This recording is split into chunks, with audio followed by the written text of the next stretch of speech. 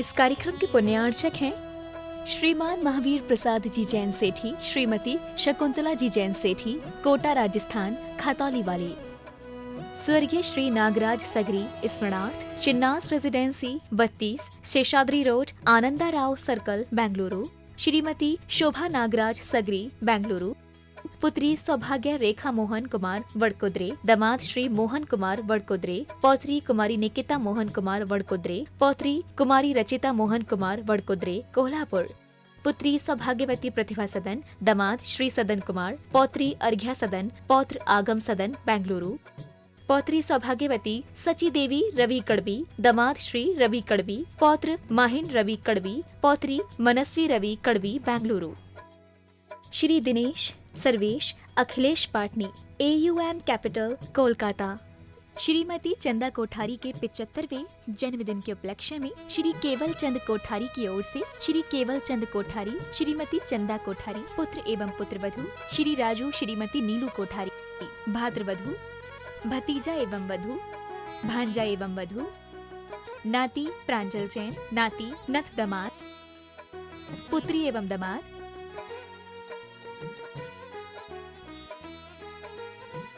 पुत्री एवं दामाद, बहनोता, नाती एवं बहू, नातिन, भाभी, भतीजी एवं दामाद, बहन। स्वर्गीय श्री सुरेश चंद जी जैन की स्मृति में धर्मपत्नी राजबाला जैन, पुत्र राजीव जैन, मनोज जैन, पुत्रवधू निधि जैन, लविका जैन, पौत्र सुवंश जैन, हर्षित जैन, पौत्री वंशिका जैन, मेघा जैन, योजना Bihar, Delhi 110092। Firm classic international, SR paper palace.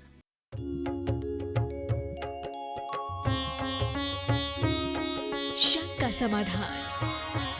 बोलिए समन संस्कृति उन्नायक प्रातः स्मरणीय संत शिरोमणि परम पूज्य ईश्वराचार्य गुरुवर विद्यासागर जी महामुनिराज की जय जय जय। बोलिए गुणायतन प्रणेता, शंका समाधान प्रवर्तक, भावना योग प्रवर्तक, प्रखर वक्ता परम पूज्य ईश्वर यूनिवर्सिटी प्रमाण सागर जी मुनिराज की जय जय जय। परम पूज्य ईश्वर यूनिवर्सिटी हर सागर जी मुनिराज की जय जय जय। प्रिय बंधुओं, पूज्य गुरुदेव के पावन चरण जो सम्मेद शिखर की ओर सतत बिहार में संलग्न है, आज बिहार के क्रम में पूज्य गुरुदेव का मंगलमय प्रवास उत्तर प्रदेश के चंदौली जिला मुख्यालय मुगलसराय के निकट, मुगलसराय से 20 किलोमीटर आगे भारत मैरिज गार्डन में हुआ है और वहीं से आज के संघ का समाधान कार्यक्रम प्रसारित हो रहा है। और आपको मैं बता देना चाहता हूं कि कल पूज्य मुनि संघ की आहारचर्या और संघ का समाधान कर्मनाशा पूजा वाटिका में संपन्न होगी। कल की आहारचर्या और संघ का समाधान पूजा वाटिका कर्मनाशा में संपन्न होगी। चलिए, मैं आज के संघ का समाधान कार्यक्रम से जुड़े यहाँ स्थित सभी श्रद्धालुओं का तथा उन सभी दर्शकों और श्रद्धालुओं का जो आज यहाँ से प्रसारित होने वाले संघ का समाधान के कार्यक्रम सीधा प्रसारण पारस चैनल, जिनवाणी चैनल और प्रमाणिक ऐप के माध्यम से देख सुन आनंद ले रहे हैं, उन सबों का मैं महापद यात्रा संघ की ओर से हार्दिक हार्दिक अभिनंदन करता हूँ। मैं आपको लिए चलूँ संघ का समाधान की ओर। इसके पूर्व रोज की तरह हम लोग पूज्य देव के चरण कमलों में त्रिवार नमोस्तु निवेदित करते हुए उनके मंगल में आशीर्वाद से अपने को अभिषेक के साथ करेंगे। तो चलिए, हाथ जोड़िए, मस्तक झुकाइए और बोलिए मेरे साथ, नमो श्री गुरुदेव, नमो श्री गुरुदेव, नमो श्री गुरुदेव। चलिए, और प्रथम प्रश्न के लिए मैं आमंत्रित कर रहा हूँ श्री अविनाश जी जैन विदिशा, जो विदिशा जैन समाज के प्रवक्ता हैं, और उसके बाद तैयार रहेंगे दीपेंद्र जैन सतना। गुरुदेव के चरणों में त्रैवार नमोस्तु नमोस्तु नमोस्तु। महाराज श्री, प्रश्न बहुत ही सिंपल है और मैं चाहूँगा कि आप इसका समाधान हमें अवश्य मिल जाएगा। महाराज श्री, अपनी बेटी, अपने भगवान और अपने महाराज, ये जनरली लगता है कि उनका मन, हम लोगों का मन भी वहीं पर ज़्यादा लगता है। महाराज श्री, क्या ये हम लोगों का दोष है? देखिए, स्वाभाविक है, जहाँ मन का विशेष जुड़ाव होता है वहाँ अपनत्व तो आ जाता है। किसी दिव्य विशेष के प्रति, किसी मंदिर विशेष के प्रति, किसी वेदी विशेष के प्रति या गुरु विशेष के प्रति श्रद्धा विशेष का होना कर्म शास्त्रीय दृष्टि से देखा जाए तो सम्यक्त प्रकृति के उदय का परिणाम है। ये होगा, एक प्रकार की दुर्बलता है, लेकिन स्वाभाविक है, इसलिए क्षम्य है, यथासंभव बचना चाहिए। नमोस्तु महाराज। दीपेंद्र जैन सतना, उसके बाद तैयार रहेंगे श्रीमती कांता पाटनी मुगल सराय। नमोस्तु। मुनि देवते चरणों में बारंबार नमोस्तु नमोस्तु नमोस्तु। संसार किसे कहते हैं, इसे कीचड़ क्यों कहा जाता है, और हम संसार रूपी कीचड़ को अपने को कमल के समान कैसे बिताएं? बहुत अच्छा सवाल किया। संसार किसे कहते हैं, इसे कीचड़ क्यों कहा जाता है, और संसार रूपी कीचड़ में स्वयं को कमल के समान कैसे बनाए। देखिए, संसार क्या है? संसरण का नाम संसार है, जिसमें नित्य भटका जाए, भ्रमा जाए, उसका नाम संसार है। जो भटकाव और भ्रम का कारण है वो संसार है। हम आप संसार में जितने भी प्राणी हैं, जन्म मरण के चक्कर में फंसे हुए हैं, जो इस भाव भ्रमण का कारण है। इसे कीचड़ कहा गया। कीचड़ किसको बोलते हैं? कहीं कीचड़ हो तो पैर रखते ही पांव फिसलने लगते हैं, गिरने की संभावना होती है, ठीक ढंग से चला नहीं जाता और तन मलिन हो जाता है। तो इसी तरह ये संसार है जिसमें रहने वाले हर प्राणी किसी न किसी रूप में प्रभावित होते हैं, वो दुखों में फंसे रहते हैं। कीचड़ में फंस जाने वाले व्यक्ति के लिए कहा जाता है वो हिलडुल भी नहीं सकता, वहीं के वहीं रह जाता। संसार में लोग एक बार फंसते हैं तो फंस ही जाते हैं। संसार एक्चुअल में देखा जाए तो परिभ्रमण का नाम है और उसका कारण है राग देश मोह। तो ये राग देश मोह ही संसार।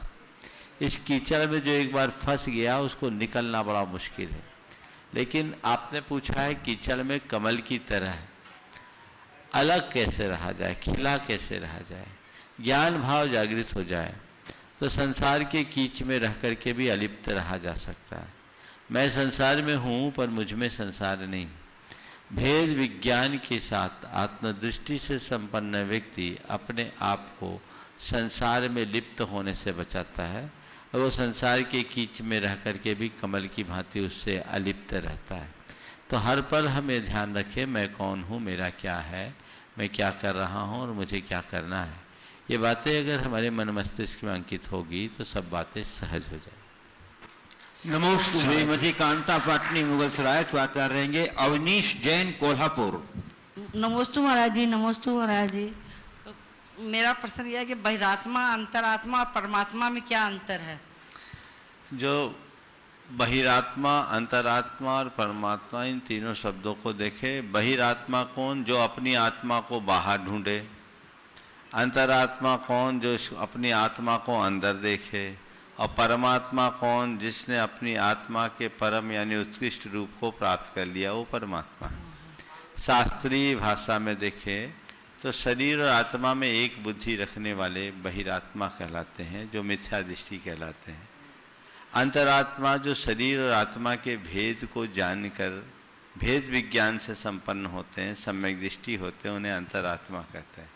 और परमात्मा जिन्होंने अपनी आत्म साधना के बल पर आत्मा के परम यानी उत्कृष्ट रूप को प्राप्त कर लिया, विशुद्ध रूप को प्राप्त कर लिया, वो परमात्मा कहलाते हैं, जो अरहंत परमात्मा है, सिद्ध परमात्मा। नमस्ते महाराज जी। अवनीश जैन कोल्हापुर, उसका तैयार रहेंगे अविनेश जैन मुगल सराय। नमस्ते महाराज जी। नमस्ते महाराज जी। नमस्ते महाराज जी। महाराज जी, शंका ये है कि भारत में या कई भी और बहुत सारे देशों में ऐसा सुनने में आता है, जब एक्सकावेशन होता है, खुदाई होती है, तो मतलब जैन मूर्तियों का प्रमाण बहुत ज्यादा मिलता है। और उस समय पे शंका ये आती है कि ऐसा था कि एक समय पे सिर्फ जैन धर्म ही था, और अगर सिर्फ जैन धर्म ही था तो इतने मतभेद क्यों हो गए, इतने मतभेद क्यों हो गए, और हम जैनी इतने कम क्यों रह गए महाराज जी? देखो, बहुत अच्छा सवाल किया।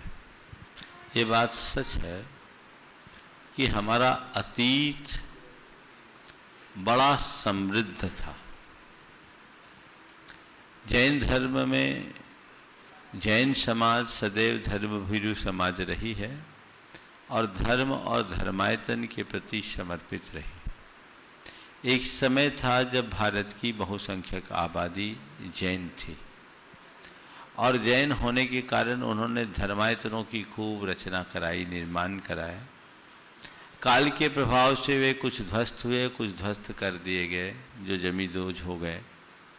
आज खुदाई करने के बाद वो अधिक मात्रा में निकलते हैं। ये इस बात का प्रमाण है कि अतीत के समय में जैनों जैसी धार्मिक और सांस्कृतिक समृद्धि अन्य परंपराओं में नहीं थी। यद्यपि अन्य लोगों के भी बहुत सारे धर्मायतन हैं, लेकिन तुलनात्मक रूप से देखा जाए तो वो जैनों के वैभव के आगे कम दिखाई पड़ता है। एक समय था, मैं आपको बताऊं, तमिलनाडु की बात बताता हूँ। आज तमिलनाडु में जैन न के बराबर बचे हैं, लेकिन तमिलनाडु के जो प्राचीन साहित्य है, तमिल के प्राचीन साहित्य, उसमें से अगर जैन साहित्य को निकाल दें तो बताते हैं तमिल में कोई साहित्य ही नहीं बचेगा। एक जमाना था जब वहाँ जैन बहुसंख्या में थे, पर बदली हुई राजनीतिक परिस्थितियाँ, ये काल का दोष, जैनों का बड़ा ह्रास हुआ है। हमें अनेक खूनी संघर्ष भी झेलने पड़े हैं। अनेक आतताई और आक्रमणकारियों के हमले को हमने झेला है। यदि आप दक्षिण भारत में जैन धर्म का इतिहास पढ़ोगे तो रोंगटे खड़े हो जाएंगे। यही दशा उत्तर भारत में भी हुई। 6वीं 7वीं शताब्दी तक जैनों का वैभव बड़ा प्रबल था, फिर धीरे धीरे ह्रास हुआ और 10वीं 11वीं शताब्दी के बाद जैनों का बहुत ज़्यादा पतन होना शुरू हो गया। उड़ीसा की बात मैं अकेले बताऊं, उड़ीसा में 8वीं शताब्दी तक नीलकंठ साहू के अनुसार, डॉक्टर नीलकंठ साहू ने उड़ीसा में जैन धर्म नाम का अपना एक शोध ग्रंथ लिखा। उसके अनुसार 8वीं शताब्दी तक उड़ीसा में जैन धर्म राष्ट्र धर्म था। वो बहुत समृद्ध साम्राज्य था, एल खारवेल के द्वारा प्रवर्तित साम्राज्य था। और उन्होंने, नीलकंठ साहू ने उड़ीसा में जैन धर्म में ये लिखा है कि वहाँ राष्ट्र धर्म था। धीरे धीरे अनेक प्रकार के आक्रमण हुए, धार्मिक आक्रमण हुए, राजनीतिक आक्रमण हुए, तो आज उड़ीसा में जैन न के बराबर है। इसी तरह आज मध्य भारत में जैन जितनी संख्या में दिखते हैं, उत्तर भारत के कुछ हिस्से में दिखते हैं। महाराष्ट्र में भी जहाँ राजनीतिक संरक्षण मिला वहाँ जैनों का बाहुल्य है, महाराष्ट्र कर्नाटका में, बाकी वहाँ भी सब लुप्त हो गए। तो ये बताते हैं कि बहुत सारी जैन जातियों को कन्वर्ट कर दिया गया या परिस्थितिवश कन्वर्ट हो गए, और इसलिए आज हमारी संख्या कम रह गई। पर ये जो पुरावशेष हमें प्राप्त होते, ये बताते हैं कि हमारा वैभव बहुत समृद्ध था। नमस्ते महाराज। अविनेश जैन मुगल सराय, और उसके बाद तैयार रहेंगे श्री सुरेंद्र कुमार जी जैन, गुणाटन ट्रस्टी, इलाहाबाद। महाराज जी के चरणों में त्रिवार नमस्तु नमस्तु नमस्तु नमस्तु। महाराज, हमारा प्रश्न ये है महाराज जी कि राग देश की उत्पत्ति कहाँ से होती है और क्यों होती है? राग देश की उत्पत्ति कहाँ से होती है, क्यों होती है, बताओ। किस में होती है? मनुष्य में, जीव में। जीव में। तो जीव के अंदर राग देश की उत्पत्ति होती है, जिसमें होती वहीं से होती है, मन में उत्पन्न होती है, और ये हमारे पुराने कर्म संस्कार का परिणाम है। कर्म संस्कार हावी रहने से निरंतर राग देश की उत्पत्ति होते है।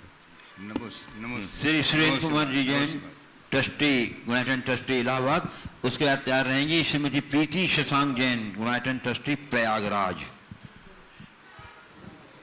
आचार्य श्री को मेरा बारंबार नमस्तु, बारंबार नमस्तु। महाराज जी को बारंबार नमस्तु, बारंबार नमस्तु।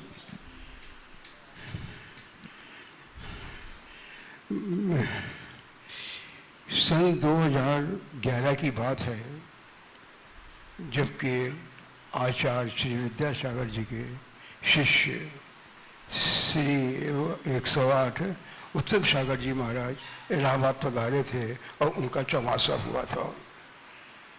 ये चौमासा लगभग 35-40 साल बाद इलाहाबाद को प्राप्त हुआ था। बड़ा उत्साह था और बहुत प्रभावना भी हुई थी।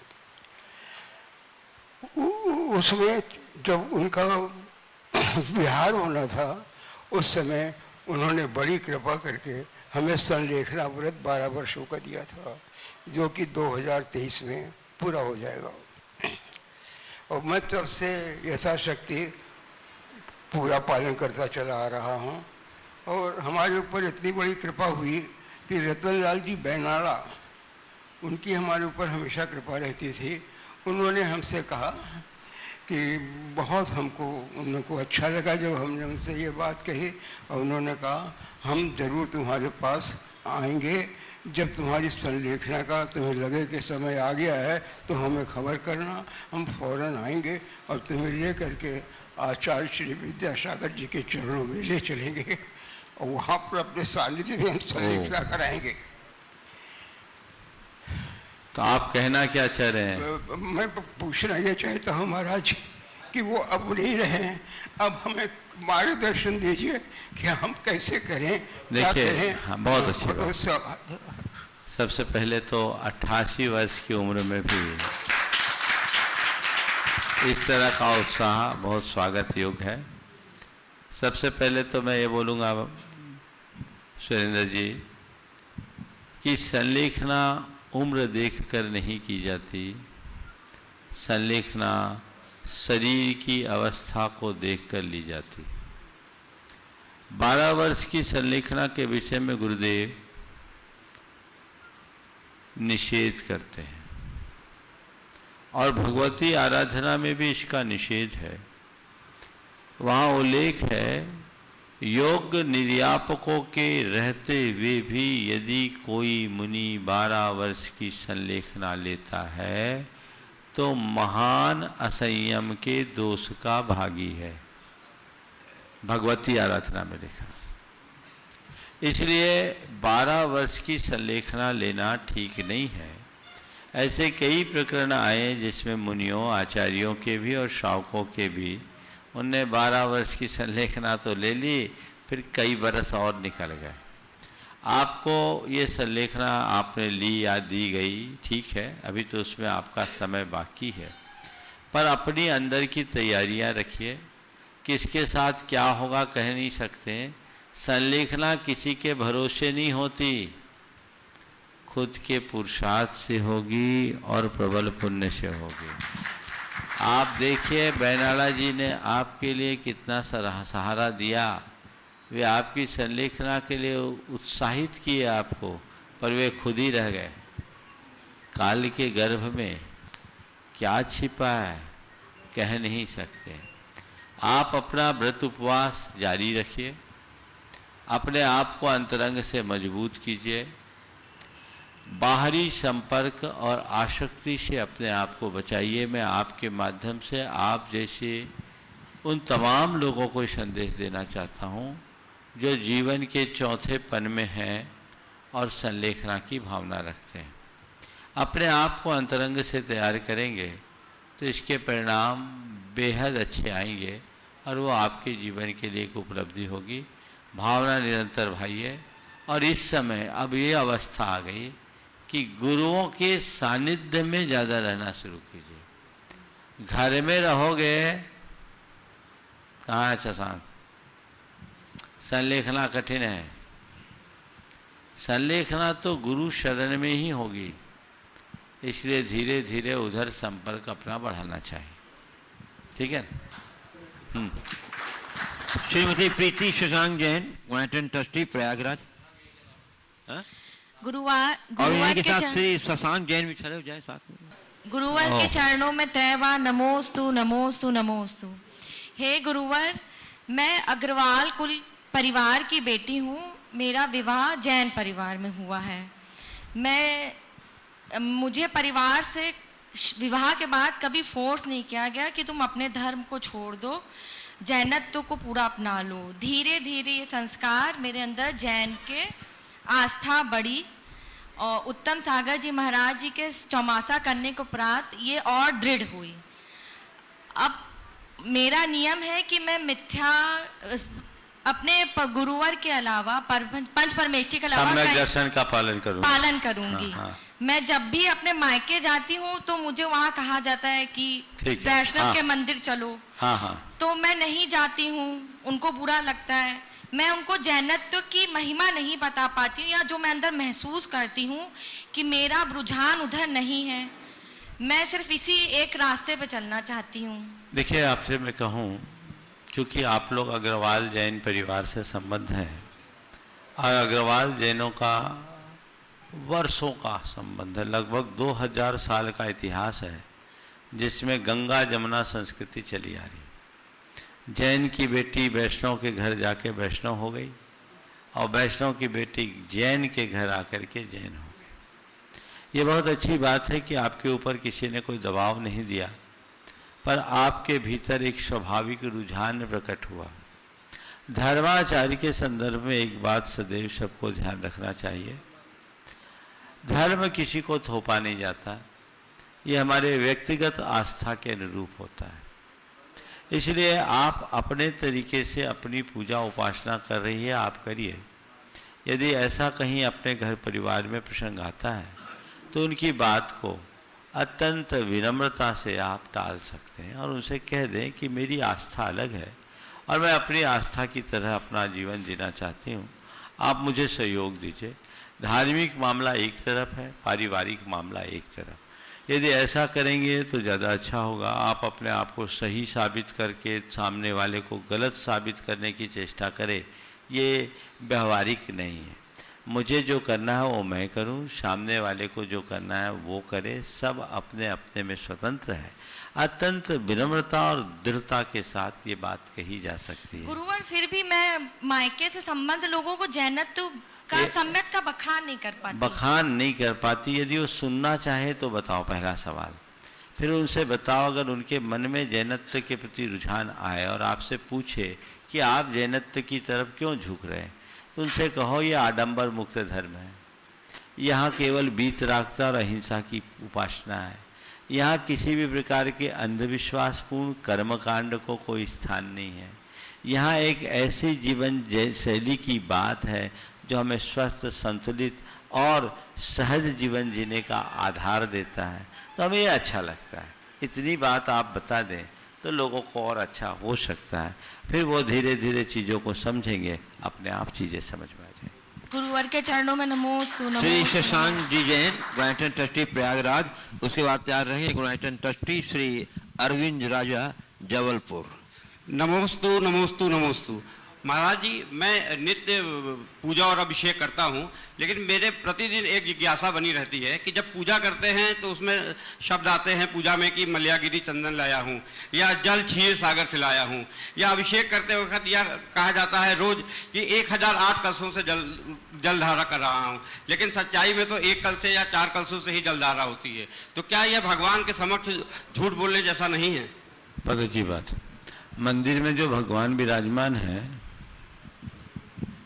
वो है महाराज जी, प्रतिबिंब के रूप में स्थापित हैं और अंतरात्मा से हम उनको भगवान मान करके ही पूजा करते हैं। जब प्रतिबिंब में अंतरात्मा से भगवान मान करके तुम पूजा कर लेते हो तो अपने द्रव्य को भी उत्तम द्रव्य मान करके पूजा करना क्या?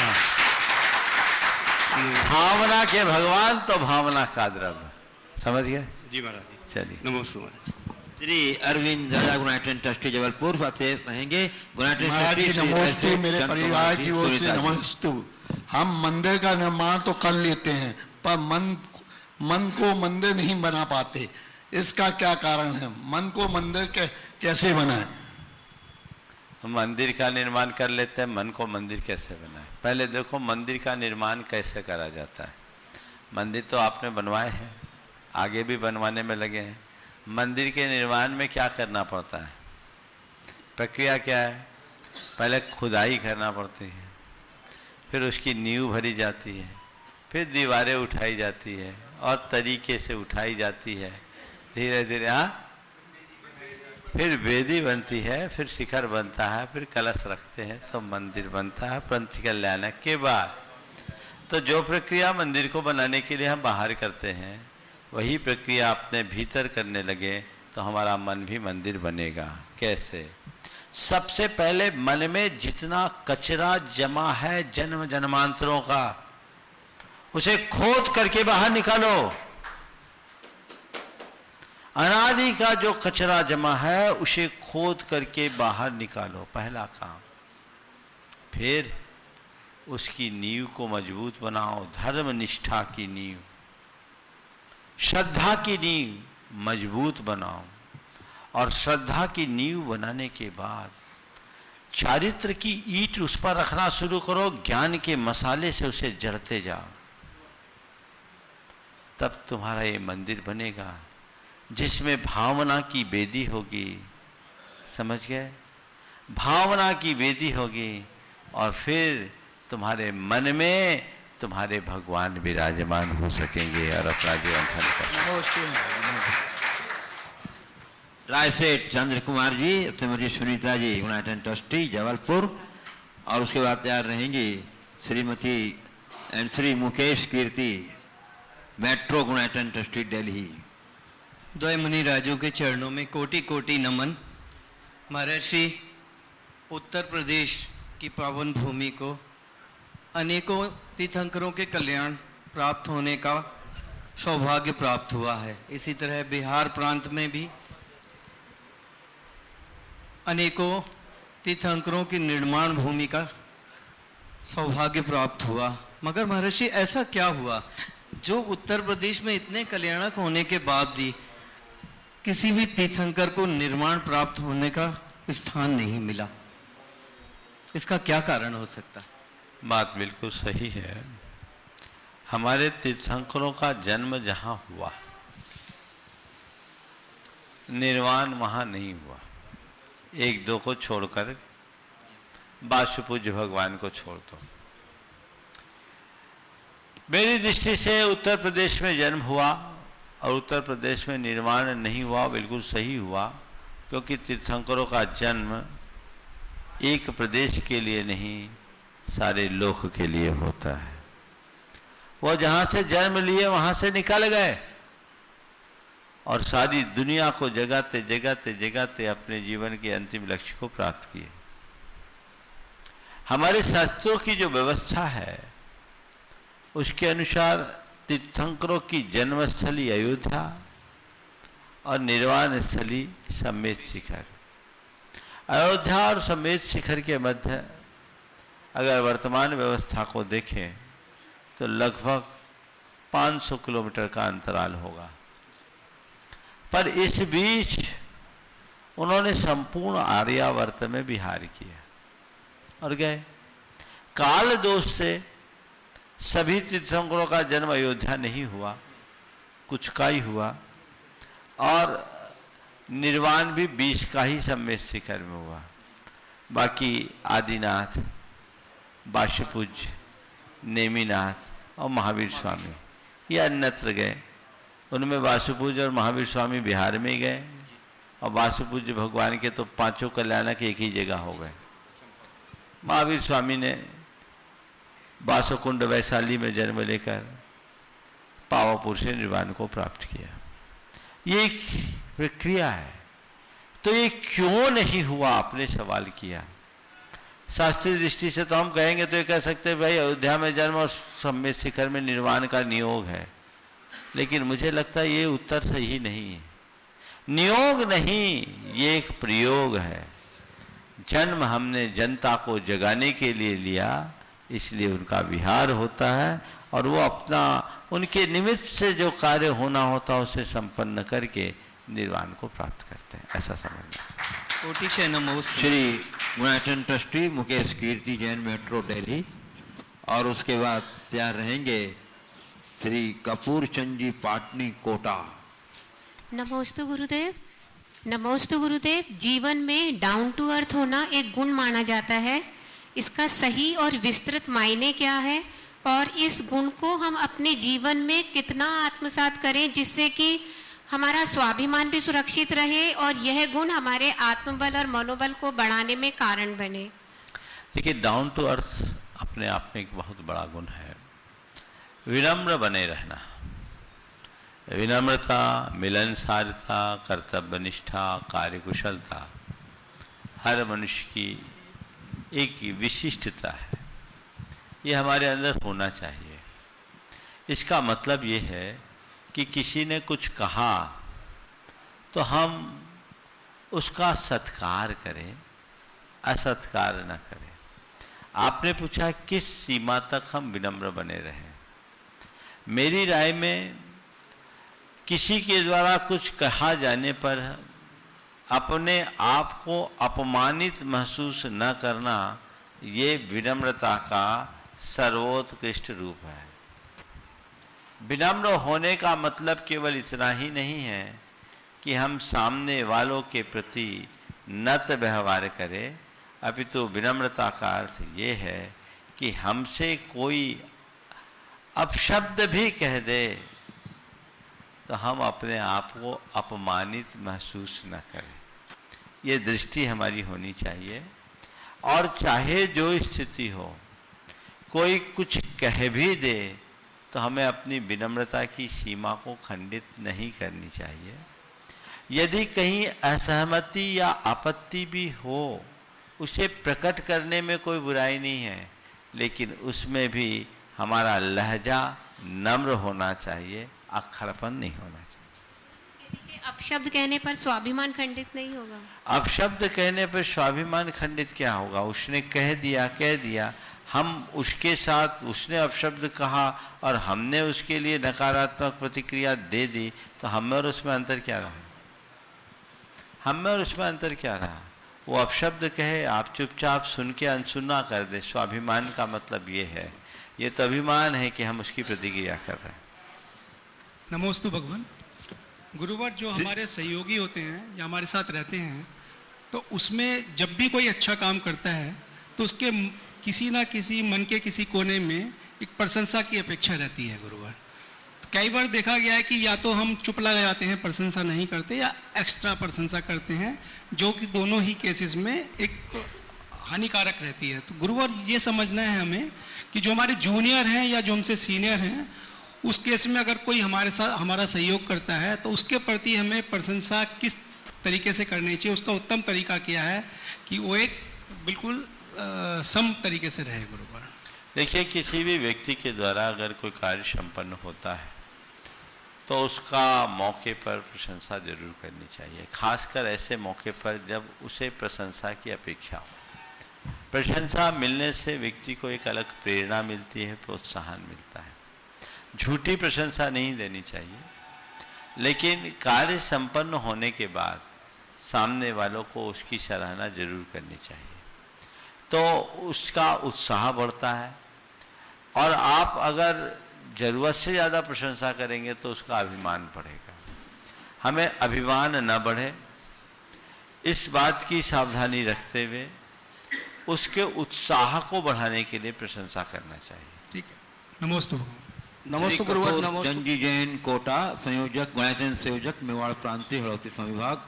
और उसके बाद तैयार रहेंगे श्री सरदार सिंह जी जैन, दिल्ली। युगल मुनिराजों के चरणों में मेरे परिवार का, गुणायतन परिवार कोटा की ओर से त्रिबार नमोस्तु नमोस्तु नमोस्तु। गुरुवर, सच्चाई और अच्छाई कभी भी भीड़ को साथ लेकर नहीं चलती, यह तो हमेशा अकेले ही और ईश्वर की कृपा से ही चलती है।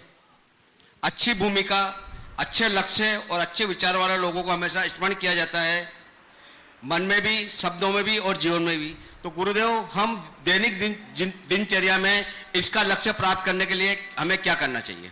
देखिए, सच्चाई और अच्छाई को अपने दिनचर्या का अंग बनाना चाहते हैं तो हर पल एक ही भावना भाए, हे प्रभु मेरा दिन अच्छा बने, मैं अच्छा बनूं, मुझे अच्छा बनना है, अच्छा करना है, मुझे अच्छा बनना है, मुझे अच्छा करना है।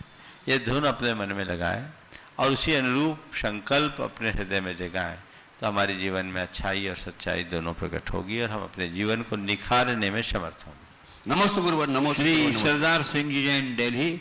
और उसके बाद तैयार रहेंगे हमारे ललितपुर से पधारे मुनि प्रमाण सागर सेवा संघ के सभी युवा सदस्य, अपने प्रमुख जो पार्षद पंकज जैन के साथ तैयार रहेंगे। नमस्ते महाराज श्री। परिवार के प्रश्न नूप करेंगे। महाराज श्री, अतिशय शब्द का सही अर्थ क्या समझे सर? देखिए, अतिशय शब्द का अर्थ यदि देखा जाए तो अतिशय का अर्थ होता उत्कृष्ट, श्रेष्ठ, लोकोत्तर और महत्व। तो अतिशय, अतिशयता यानी उत्कृष्टता को दर्शाने वाला शब्द है। वर्तमान में अतिशय शब्द चमत्कार के अर्थ में रूढ़ हो गया। अरे यहाँ बड़ा अतिशय, यहाँ बड़ा अतिशय है। यदि शब्द कोशों में अतिशय का अर्थ आप खोजोगे तो जितना मुझे ज्ञान है उसके अनुसार किसी भी शब्दकोश में अतिशय को चमत्कार के अर्थ में लिखा मैंने नहीं देखा। हो सकता है कहीं हो तो भूल गया, लेकिन वर्तमान में अतिशय शब्द अलग अर्थ में रूढ़ हो गया है जो चमत्कार के रूप में है, और लोग उसी तरह से कहते हैं। महाराज फिर हमारे क्षेत्रों को अतिशय क्षेत्र क्यों कहते हैं? अतिशय यानी श्रेष्ठ क्षेत्र, प्रधान क्षेत्र, लोकोत्तर क्षेत्र, जहां आने के बाद हमारे भावों में शुद्धि बने। नमस्ते महाराज। हाँ, ललितपुर से पधारे हमारे मुनि प्रमाण सागर जैन सेवा संघ के सभी युवा साथी प्रश्न अनूप जैन पूछ रहे हैं। गुरुदेव के चरणों में प्रमाण सागर सेवा संघ की ओर से, ललितपुर की ओर से तैवाड़ नमोस्तु नमोस्तु नमोस्तु गुरुदेव। गुरुदेव, मेरी एक शंका है, किसी को सच्चाई दिखाए तो उसे अपनी अच्छाई नहीं दिखती, किसी को सच्चाई दिखाए तो उसे अपनी अच्छाई नहीं दिखती, और अच्छाई दिखाई जाए तो सच्चाई पर भरोसा नहीं होता। गुरुदेव, इस परिस्थिति में ऐसा क्या करें? किसी को सच्चाई दिखाए तो अच्छाई अच्छी नहीं लगती, और अच्छाई दिखाए तो उसे पसंद क्या?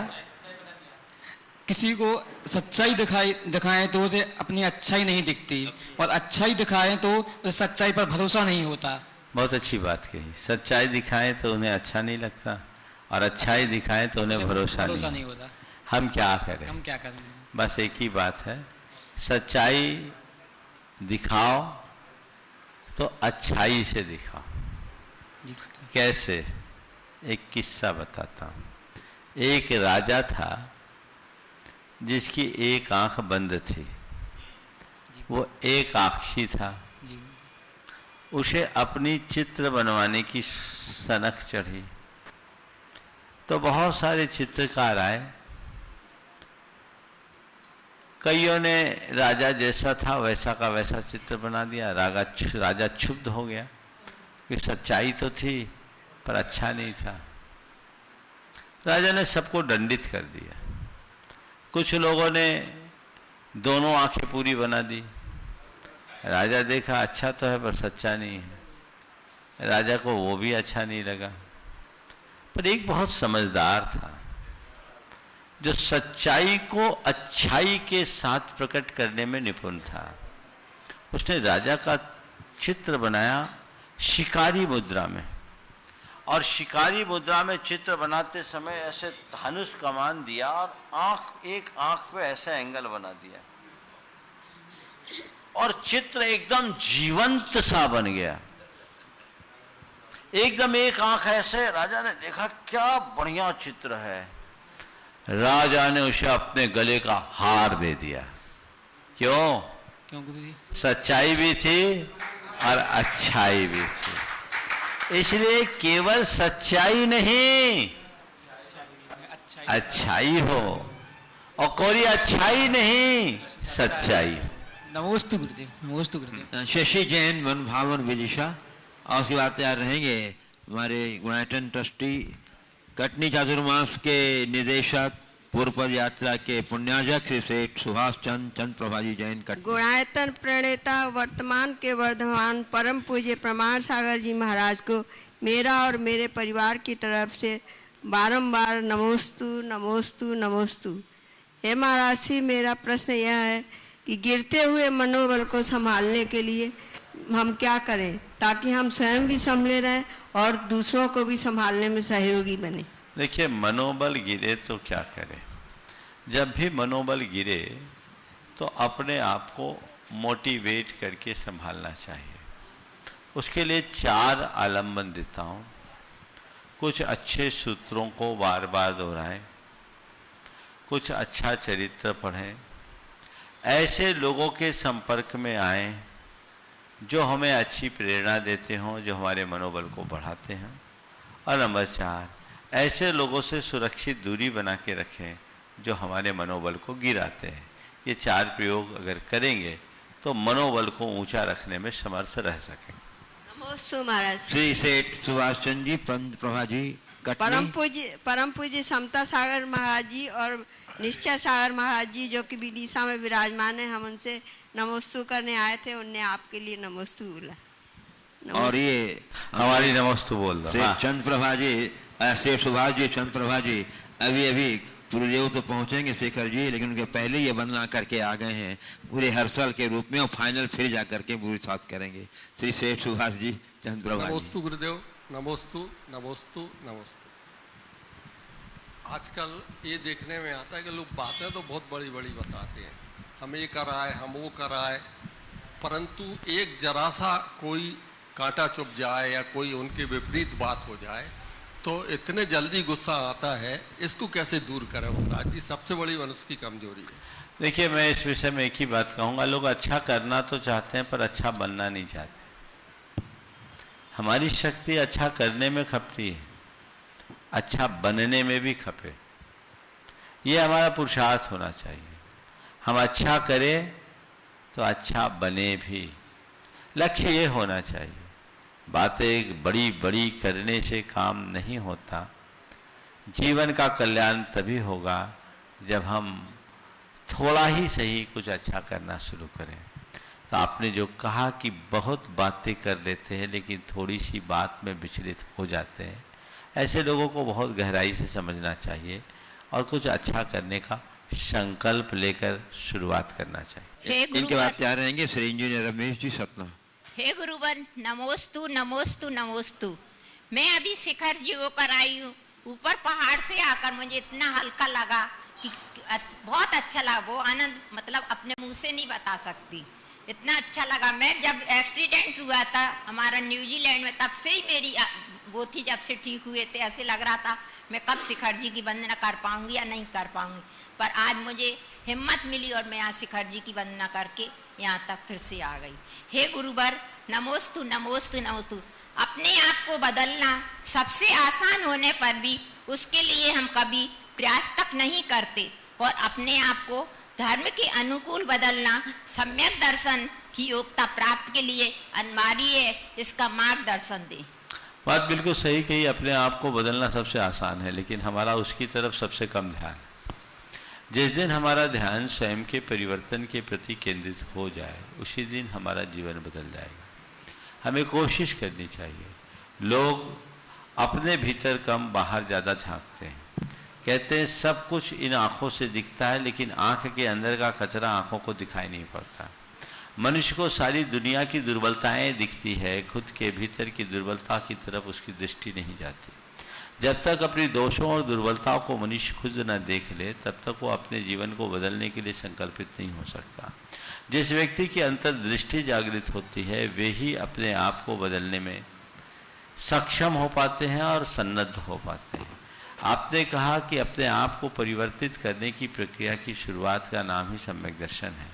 ये हमें समझना चाहिए और स्वयं के बदलाव का नाम ही सच्चा धर्म है। ये हमें जानना चाहिए, तभी हम कुछ अच्छा कर पाए। नमोस्तु गुरुवर, नमोस्तु। मैं आमंत्रित कर रहा हूँ गुणायतन के निर्माण मंत्री और जन्मभूमि से निर्माण भूमि तक की महापद यात्रा के संयोजक श्री इंजीनियर रमेश जी सतना को, प्रेमी परिवार और उनके साथ उनकी धर्मपत्नी श्रीमती मीनी जी भी, जो लगातार उन्हें कंधे से कंधे मिलाकर अपना सहयोग दे रही हैं पूरे दायित्व निभाने में। और उसके बाद तैयार रहेंगे अनिल जैन एडवोकेट। नमोस्तु गुरुवर। मेरा श्री जो मैं आज प्रश्न कर रहा हूँ ये मेरा नहीं है, बन्ना दीदी सतना का है। कई दिनों से कह रही थी ये प्रश्न पूछना है, वो प्रश्न मैं आपके सामने उन्हीं के शब्दों में पूछ रहा हूँ मेरा श्री, जैसे उन्होंने व्हाट्सएप में डाला था मुझे। बड़भागी होते हैं वो लोग जो किसी के दिल पे राज करते हैं। उन्हें क्या उपमा दी जाए जो सबके दिलों पे राज करते हैं। ऐसे गुरुवर उस शिष्य के बीच अपेक्षा की क्या सीमा होना चाहिए, कृपया मार्गदर्शन। देखिए, गुरु और शिष्य के बीच अपेक्षा की सीमा मेरी दृष्टि से अगर देखा जाए तो गुरु और शिष्य के मध्य अपेक्षा होनी ही नहीं चाहिए। शिष्य का समर्पण होना चाहिए और गुरु की कृपा बरसनी चाहिए। अपेक्षा दुखदाई है। हम शिष्य हो गए, अब मेरा कुछ नहीं बचा, मैं तो उनका अनुगामी हूं, पीछे हूं। और उन्हें चाहिए कि जो मुझ पर समर्पित होकर आया है, जिसने अपने जीवन की बागडोर मुझे सौंपी है, तो मैं उसे पार लगाऊं। कृपा बरसनी चाहिए। बस ये दो बातें हो जाए, सारी अपेक्षाएं पूरी हो जाएगी। हाँ, पूछो। नमोस्तु गुरुदेव, नमोस्तु गुरुदेव, नमोस्तु गुरुदेव। हम सब बाहर की उलझने तो पुण्य से सुलझा लेते हैं, अंदर की उलझनों को कैसे सुलझाएं गुरुदेव? नमोस्तु। बाहर की उलझनों को तो सुलझा लेते हैं, अंदर की उलझनों को हम कैसे सुलझाएं? देखिए, अंदर की उलझन को सुलझाने की बात मैं कह रहा हूँ। गुरुदेव से एक बार बहुत तत्व चर्चा चल रही थी स्वाध्याय में, तो चर्चा करते मैंने कहा यही तो उलझन है। तो उन्होंने एक बहुत अच्छी बात कही कि कुछ नहीं, उलझन में समता का स लगा दो, सुलझन बन जाएगी। उलझन में 4 अक्षर उलझन, उसमें स लगा दो, सुलझन हो जाएगी, सारी उलझने सुलझ जाएगी। समझ गए? समता का सा लगा दो, सकारात्मकता का सा लगा दो, उलझन सुलझ जाएगी। हमारे भीतर की दृष्टि सकारात्मक हो, हमारे अंदर क्षमता बढ़ेगी, सारी उलझने मिट जाए। नमोस्तु। नमोस्तु महाराज जी। नमोस्तु जैन नायक एडवोकेट। उसके बाद तैयार रहेंगे प्रभात जैन मेहर। नमोस्तु महाराज जी, नमोस्तु महाराज जी, नमोस्तु। मैं अनिल नायक एडवोकेट, कोनी जी, पाटन, जबलपुर। मेरे ओर से, मेरे परिवार की ओर से एवं दिगंबर जैन क्षेत्र अस्य कोनी जी कुंडल जी के समस्त पदाधिकारियों की ओर से नमोस्तु, नमोस्तु, नमोस्तु। महाराज जी, सुबह जब अभिषेक करने के लिए जाते हैं, सुबह सब अभिषेक करने के लिए जाते हैं, तो सबसे पहले समस्त मूर्तियों का प्रक्षाल करते हैं। तो प्रक्षाल क्यों करते हैं और उसका क्या महत्व है महाराज जी? देखिए, अभिषेक से पूर्व प्रक्षाल एक आवश्यक क्रिया है, क्योंकि हम अभिषेक करें, उसमें कोई सूक्ष्म जीव हो, जंतु हो, उनका विघात ना हो जाए, इसलिए सूखे कोमल कपड़े से उसका प्रक्षाल किया जाता है। और सीधे सीधे अगर हम करें तो मामला गड़बड़ हो जाएगा, इसलिए अभिषेक से पूर्व प्रक्षाल करना चाहिए और सभी जिन बिंबों का प्रक्षाल करना चाहिए, ताकि उनकी पवित्रता भी बनी रहे और हम निर्मलता को बना सके। महाराज जी, गंधोतक में और प्रक्षाल के जल में क्या अंतर है? एक ही है, दोनों है तो भगवान से संबंधित है। नमोस्तु महाराज। श्री प्रभात जैन मेहर। और तैयार रहेंगे विजय कुमार जैन सतना। श्री के चरणों में मेरा और मेरे परिवार का कोटि कोटि नमोस्तु। प्रभु जी, मैंने एक प्रश्न दिया है जिसमें आहार, भोजन और खाना, इनका विश्लेषण अर्थ चाहता हूं कि इनमें क्या फर्क है? देखिए, आहार, भोजन और खाना सामान्य अर्थ में एक ही अर्थ में रूढ़ है, लेकिन इन तीनों में बड़ा मौलिक अंतर है, क्योंकि हर शब्द की अपनी तासीर होती है और उसी तासीर के अनुरूप उसका अर्थ निकलता है। आहार लिया जाता है, भोजन किया जाता है और खाना खाया जाता है। आहार लेने में, भोजन करने में और खाना खाने में अंतर है। हम मुनि लोग आहार लेते हैं, आहार लेते हैं यानी जो दिया वो ले लिए, उसमें हमारी स्वयं की कोई रुचि नहीं, इसका नाम है आहार। फिर इसके बाद शुद्ध और सात्विक भोजन किया जाता है, इसमें स्वयं की रुचि तो होती है लेकिन शुद्धता और सात्विकता जुड़ी रहती है। और खाना खाया जाता है, जो चाहे खा लो, उसमें शुद्धता और सात्विकता का कोई अंतर नहीं। समझ गए? तो इसे हम अगर और विश्लेषण करें इसका, तो साधु का आहार होता है, सावक या व्रतिजन सत्पुरुष भोजन करते हैं और अव्रती और आम जन खाना खाते हैं। समझ गए? जिसके अंदर भक्षा भक्ष का विवेक है वो भोजन करता है, और जो भक्ष के विवेक से शून्य है वो खाना खाता है। समझ गए?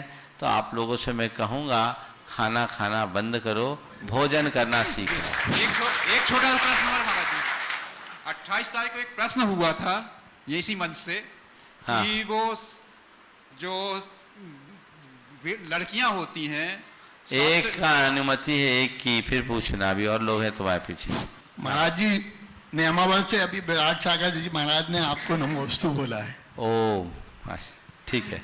प्रथम नमोस्तु करता हूँ महाराज श्री। मेरे मन में एक जिज्ञासा है महाराज, महाराज मेरे मन में कि मैं जब भी महाराज तीर्थ दर्शन या गुरु वंदना को जाता हूँ महाराज, तो कोई मेरे घर के तैयार नहीं होते, और जब मैं अकेले जाने को तैयार हो जाता हूँ महाराज, तो मेरे पूरे घर के लोग चलने को तैयार हो जाते। अच्छा है ना? तो तुम अब जब घर को ले जाना हो तो पहले अपनी तैयारी बोला करो। समझ गए? चलिए। हाँ। तो आज का शंका समाधान का कार्यक्रम चंदौली जिला स्थित भारत मैरिज गार्डन के इस विशाल हॉल में हो रहा है, और इस विशाल हॉल के जो स्वामी हैं श्री ओम प्रकाश सिंह जी, मैं उन्हें आमंत्रित कर रहा हूं कि वे पधारें और गुरु चरणों में नमन करते हुए आशीर्वाद ग्रहण करें।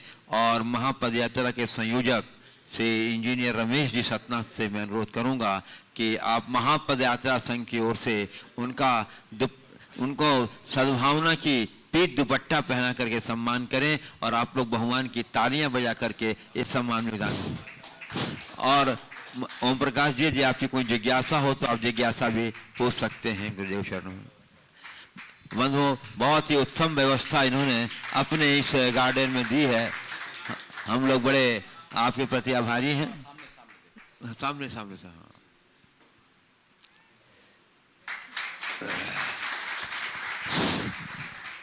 महाराज जी पहले तो आपके चरणों में सत बार नमन करता हूं। हम लोग जीवन गृहस्थ आश्रम के जीते हैं, मन को बड़ा चंचल है, मन को ठौर करना चाहते हैं कि गुरुदेव की चरणों में मन ठौर हो जाए। बहुत अच्छा। लेकिन मन गुरुजी स्थिर हो नहीं पाता है, या कलयुग का दोष हो या मेरे विचार का दोष हो।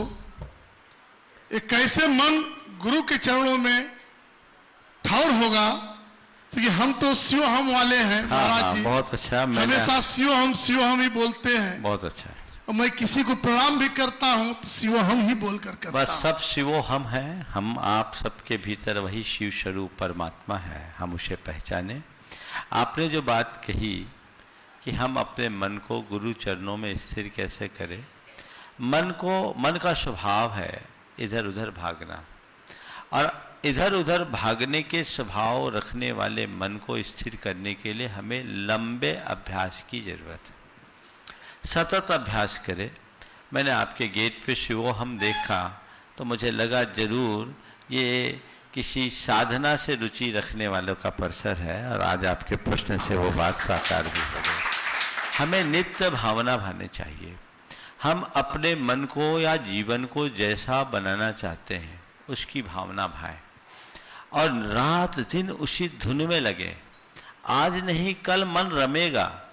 अभी मन के भीतर अनादि के संस्कार जमे हैं उल्टे, वो उल्टी दिशा में भागने का आदि और अभ्यासी है।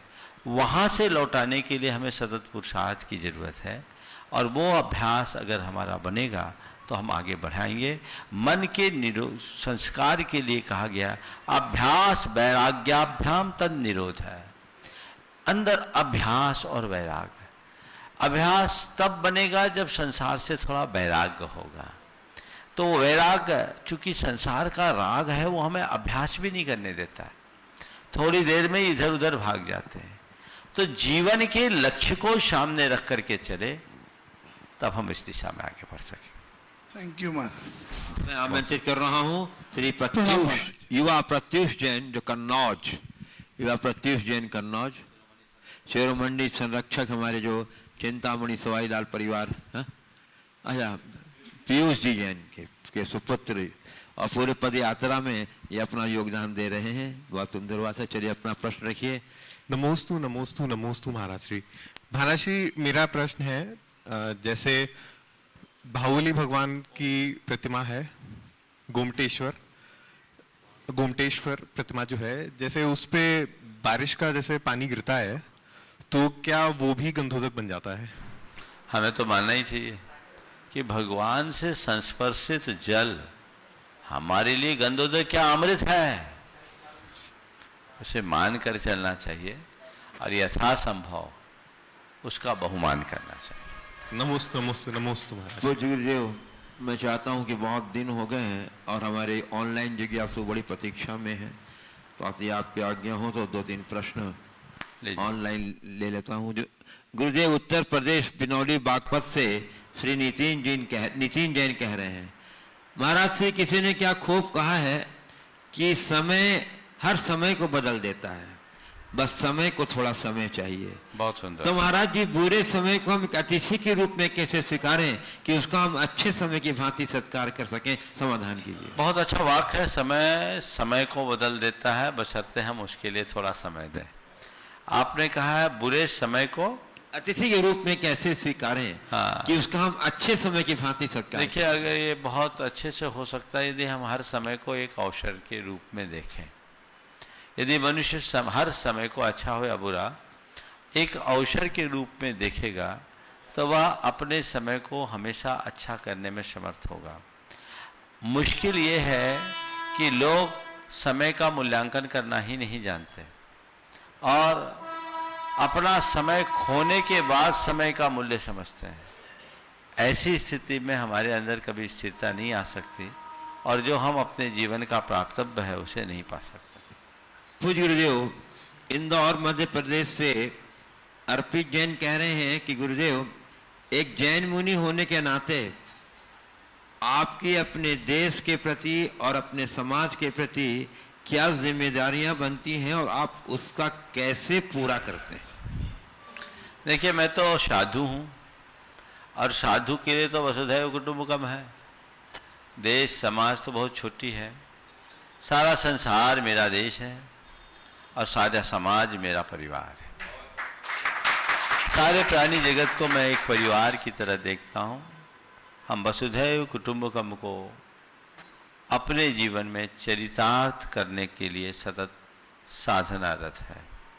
जहाँ तक देश और समाज की बात है, निश्चित राष्ट्र हित की भावना लोगों के हृदय में होनी चाहिए और हम लोग सभी साधु संत राष्ट्र के गौरव को बढ़ाने वाले, संस्कृति को पल्लवित और पुष्ट करने वाले विचार लोगों को देते हैं, लोगों के हृदय में ऐसी भावना जगाते हैं, प्रेरणा देते हैं।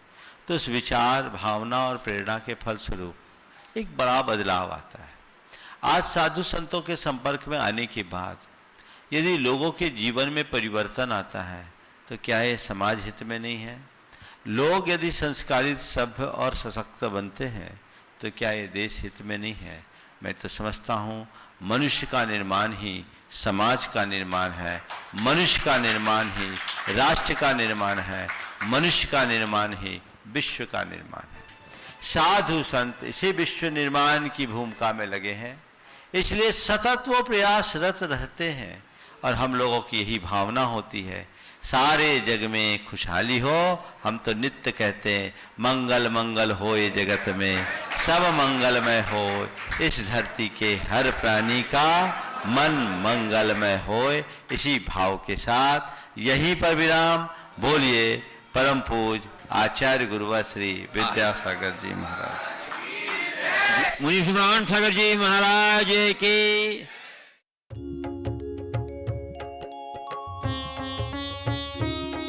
शंका समाधान।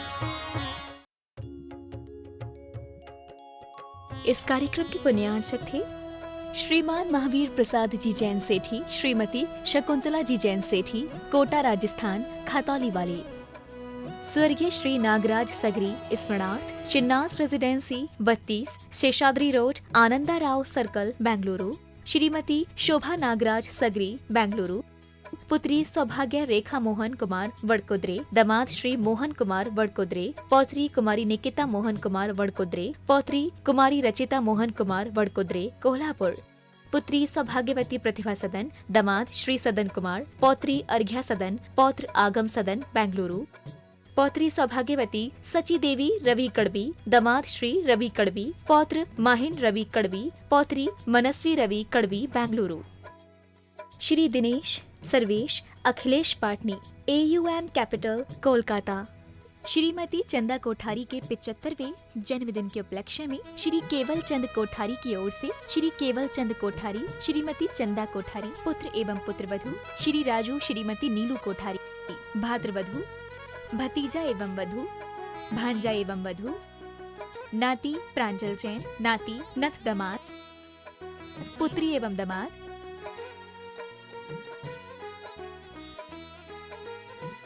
पुत्री एवं दामाद, बहनोता, नाती एवं बहू, नातिन, भाभी, भतीजी एवं दामाद, बहन।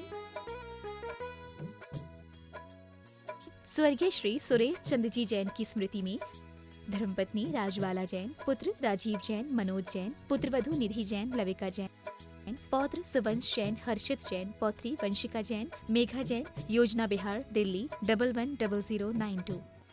Firm classic international SR paper